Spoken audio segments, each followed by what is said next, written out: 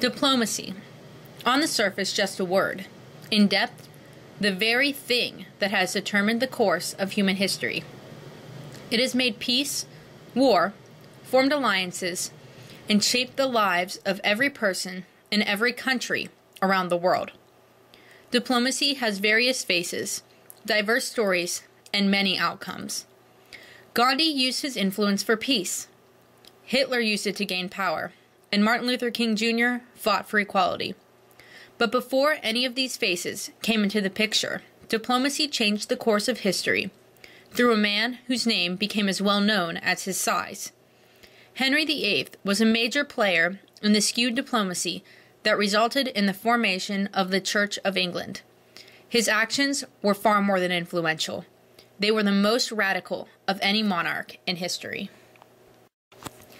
This account begins with Henry's ascension to the throne. He was soon after married to Catherine of Aragon, his brother's widow. At the time, a man was not allowed to marry his brother's widow in accordance with ancient biblical law. However, the Pope, Julius II, made a special exception for them in the form of a papal dispensation. At the beginning of his reign, Henry took little interest in the work of his government. However, that is not to say England's government was inactive.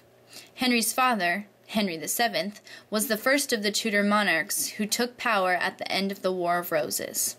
During his reign, he re-established political power in England, leaving behind him a strong administration, full of intelligent royal counselors and advisors. When Henry VIII took the throne, he followed in his father's footsteps by appointing able men to powerful positions. In 1515, a few years into his reign, Henry appointed Cardinal Thomas Wolsey to the position of Lord Chancellor, an office much like today's U.S. Secretary of State. Wolsey was an effective administrator who had many responsibilities in both the clergy and the government. He took charge of England's foreign affairs in place of Henry.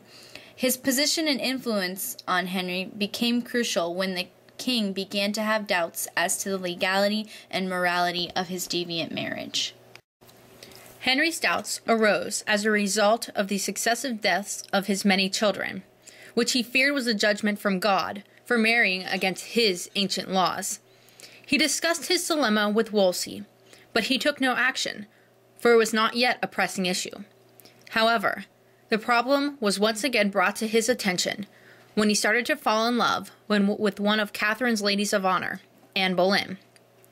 Wishing to marry Anne strengthened his doubts about the legitimacy of his union with Catherine. Knowing it was an exception to the rule, he questioned whether the Pope had been justified in the granting of the dispensation at all. Ergo, if the Pope had not been righteous in his decision, then Henry and Catherine's marriage was void, and he was free to marry Anne Boleyn. Henry turned to Wolsey to speak with Pope Clement VII about nullifying the dispensation, thinking the Pope would share his viewpoint. Regardless of whether the dispensation had been legal, the nullification of the document would eradicate not only his union, but also his doubts. Under normal circumstances, this negotiation would not have been an issue for Wolsey. Nevertheless, the situation was more complicated than either Wolsey or Henry had anticipated.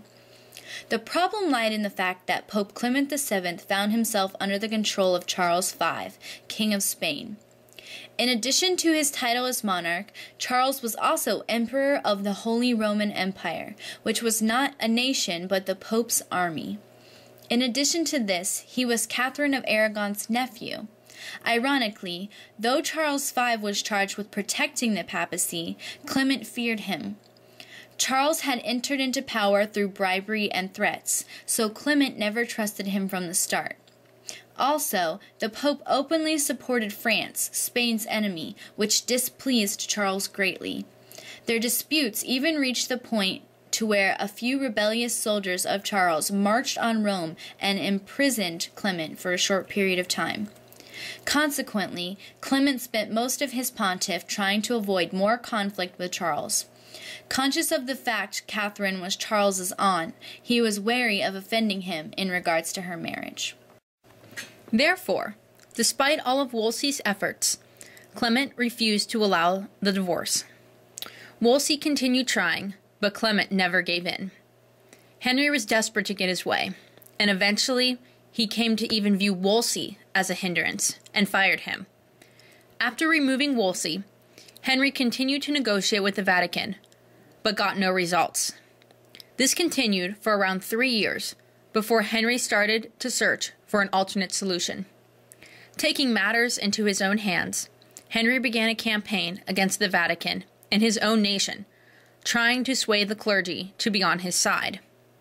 When this failed, he turned to Thomas Cromwell, a former constituent of Wolsey, who suggested a simple yet radical solution. His advice was for Henry to break with the Pope and the Catholic Church, thus declaring himself supreme head of a new church, the Church of England. This would allow him to divorce Catherine on his own authority.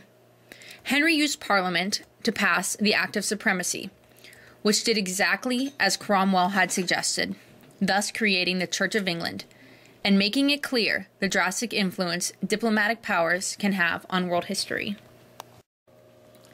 Because of the power gained when the Catholic Church's influence was lost, Parliament was now viewed as a more powerful entity. This set up a power struggle in England not only between government bodies but religious denominations as well. These would be the core of England's problems and successes for many years to come. Along with the formation of the church, Henry had the Bible translated into English, the first complete English translation in history. If not for the actions of himself and his successors, the Reformation would not have happened as quickly as it did. Ever hear of Gulliver's Travels? This famous novel by Jonathan Swift was written partly as a commentary on the very power struggle Henry's actions caused. His seizing of power from the Catholic Church made it possible for England to become a powerful and independent nation. This radical decision had political, economical, and social consequences that far outlasted his reign.